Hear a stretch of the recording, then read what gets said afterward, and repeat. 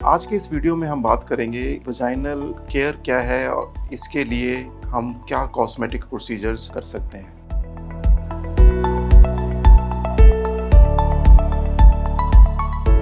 Hello dear friends, मेरा नाम doctor BK Garg है। मैं प्लास्टिक और कॉस्मेटिक सर्जन हूँ दिल्ली और गुरुग्राम में। सबसे पहले बात करते हैं वजाइना या एक्सटर्नल जेनिटेलिया का विमेन के अंदर कैसे केयर करना चाहिए। वजाइनल एरिया की केयर को लेके बहुत सारे मिथ हैं जो जनरल पब्लिक में परसिस्ट कर रहे हैं। इसके बारे में हम एक एक करके बात करेंगे। सबसे पहले बात करते हैं कि क्या आपको वजाइनल केयर के लिए कोई स्पेशल वॉशेस या क्रीम्स या ऐसे स्पेशल प्रोडक्ट्स यूज करने की जरूरत है या नहीं। आपके लिए जानना जरूरी है कि अगर आपको कोई मेडिकल इशू नहीं है तो आपके लिए वार्म वाटर या नॉर्मल वाटर ही सबसे बड़ा क्लींजर है। आप कोई माइल्ड सोप यूज कर सकते हैं। इसके लिए कोई स्पेशल सोप या प्रोडक्ट यूज करने की जरूरत नहीं है।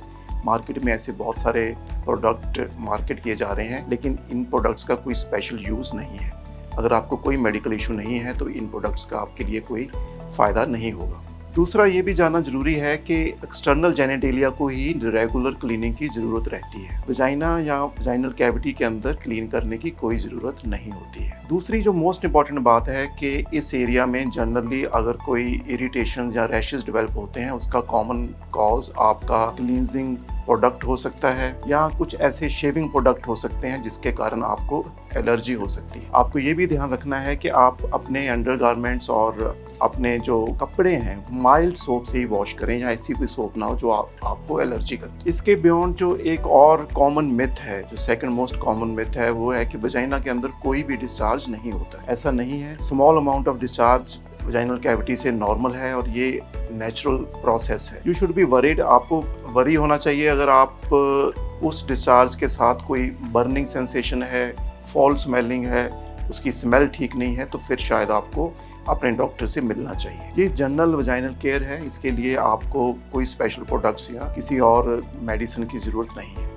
आइए अब बात करते हैं कि एज के साथ वजाइना के लिए या एक्सटर्नल जेनिटेलिया के लिए हम क्या प्रोसीजर्स परफॉर्म कर सकते हैं। विद एडवांसिंग एज और समय के साथ फैट लॉस हो सकता है इस एरिया के अंदर। इस एरिया के अंदर ड्राइनेस डेवलप हो सकती है। इस एरिया के अंदर आप लेक्सिटी महसूस कर सकते हैं जो आपकी पर्सनल लाइफ में इंटरफियर कर सकती है। अगर आपको ऐसा कोई भी इशू है तो we have some cosmetic treatments. इस ट्रीटमेंट्स के अंदर नॉन इन्वेसिव ट्रीटमेंट्स भी होते हैं, कुछ इंजेक्शन ट्रीटमेंट्स होते हैं और कुछ सर्जरीज होती हैं। नॉन इन्वेसिव जो ट्रीटमेंट्स हैं उनके अंदर हम PRP से एनहांसमेंट कर सकते हैं, फैट इंजेक्शन दे सकते हैं जो एक मिनिमली इन्वेसिव प्रोसीजर है जिसके अंदर कुछ फैट हार्वेस्ट किया जाता है थाई या टमी एरिया से। इस फैट को हम इंजेक्शन के माध्यम से ही एक्सटर्नल जेनिटेलिया के अंदर इंजेक्ट कर सकते हैं। इसके अलावा आजकल कुछ फिलर्स भी अवेलेबल हैं जो फैट को रिप्लेस कर सकते हैं। ये फिलर्स सेमी परमानेंट या शॉर्ट एक्टिंग हो सकते हैं। इनका बेनिफिट 1 से 1.5 साल तक बना रहता है। इन फिलर्स को आपके एक्सटर्नल जेनिटेलिया के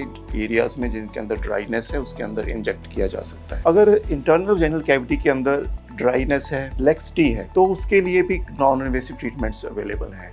लेज़र ऐसा ट्रीटमेंट है जिसको यूज़ करके हम इंटरनल जेनिटल कैविटी को इम्प्रूव कर सकते हैं, टाइटन कर सकते हैं।